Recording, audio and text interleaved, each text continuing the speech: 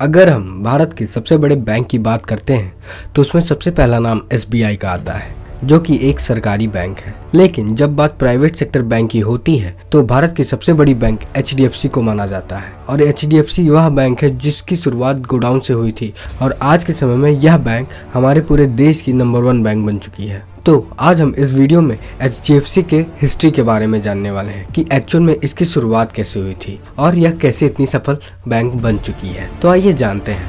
साल 1994 से पहले HDFC ग्रुप नाम की एक कंपनी हुआ करती थी जिसके board of members Deepak Parekh हुआ करते थे और दीपक पारेख के मन में दुनिया का बेस्ट बैंक बनाने का ख्याल आया था और उन्होंने HDFC बैंक बनाने के बारे में सोचा। इस बैंक को आगे बढ़ाने के लिए उन्होंने आदित्य पुरी को इस बैंक का CEO बनाने का ऑफर रखा। लेकिन जो आदित्य पुरी थे वे उस समय मलेशिया के सिटी बैंक के CEO थे और काफी अच्छा पैसा कमा रहे थे। ऐसे में तो शुरू में तो आदित्य पुरी ने नहीं माना, लेकिन दीपक पारेख खुद मलेशिया गए और उन्होंने आदित्य पुरी को इस बैंक को शुरू करने के बारे में बताया और इसको आगे बढ़ाने के लिए उन्होंने ऑफर रखा। दीपक पारेख के अधिक जोर दिए जाने पर आदित्य पुरी मान गए, लेकिन उनकी एक शर्त थी कि उनके काम काज में दीपक पारेख और बोर्ड ऑफ मेंबर्स का हस्तक्षेप नहीं होना चाहिए, मतलब कि वो अपने तरीके से इस बैंक में काम करेंगे।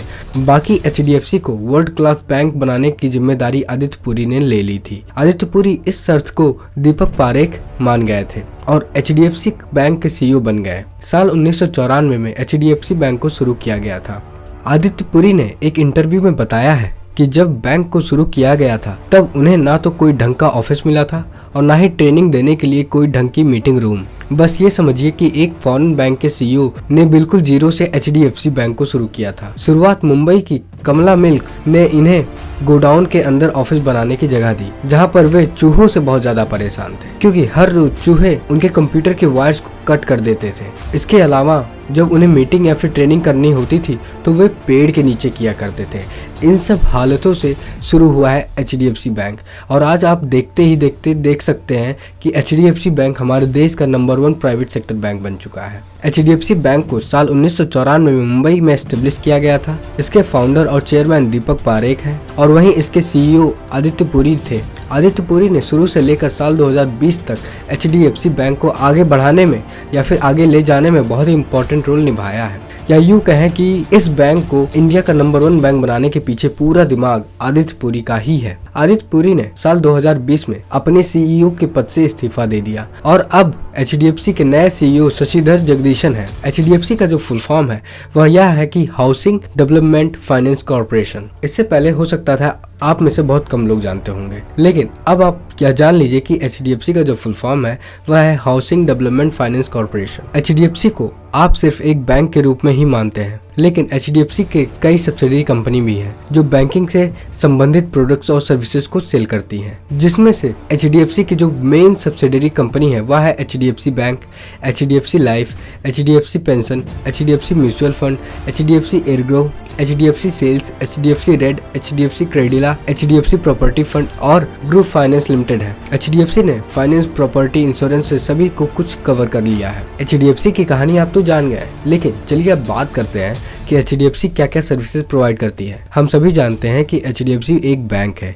इसीलिए ये वो सभी सर्विसेज देती है जो एक बैंक देती है, जैसे कि saving account, current bank account, FD, RD, सभी तरीके के लोन, इंश्योरेंस, ये सभी चीजें अपनी सर्विसेज में ये प्रोवाइड करते हैं। आज के समय में देखा जाए तो बैंकिंग से संबंधित जितने भी सर्विसेज हैं वो HDFC प्रोवाइड करती ही है और HDFC की सफलता के पीछे इसके कुछ स्ट्रेटजीज भी रही हैं जिसे हमें समझना बहुत ही जरूरी है। जैसे कि सबसे पहला, HDFC जब शुरू हुई थी तब अधिकतर बैंक कॉर्पोरेट लोन देने पर ज्यादा फोकस थे, लेकिन HDFC ने रिटेल लोन पर ज्यादा फोकस किया और जिसकी वजह से इनका NPA भी कम था और ये फायदे में भी थे। और दूसरा जो कारण था वह है HDFC बैंक ने लोन देना तो शुरू किया, इसके साथ ही साथ बैंक में अच्छे इन्वेस्टमेंट का रास्ता भी निकाला। उन्होंने बिजनेस के लिए करेंट अकाउंट ऑफर किए और जो एम्प्लॉयज थे उनके लिए सैलरी अकाउंट भी ऑफर किए, जिसकी वजह से HDFC के पास काफी सारा इन्वेस्टमेंट आ गया। HDFC जिन कस्टमर के लिए सैलरी या फिर करेंट अकाउंट को ओपन करती थी उन्हें ही अपने प्रोडक्ट जैसे कि FD, RD, इंश्योरेंस को भी उन्हीं को सेल करती थी। यहाँ तक कि वे उनको आसानी से क्रेडिट कार्ड भी ऑफर कर देते थे, जिससे कि इनके पास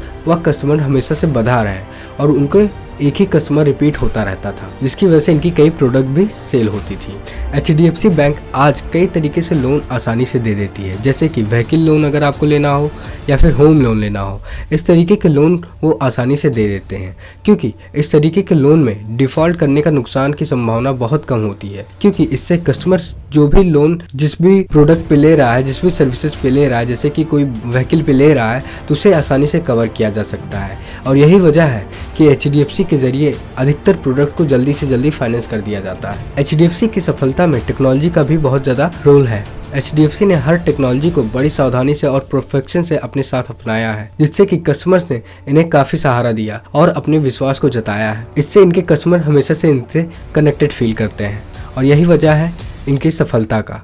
HDFC आज काफ़ी ज़्यादा सफल है और हमारे देश का सबसे बड़ा प्राइवेट सेक्टर बैंक है। आज के समय में इसके अंदर 1,16,971 से भी अधिक कर्मचारी काम करते हैं।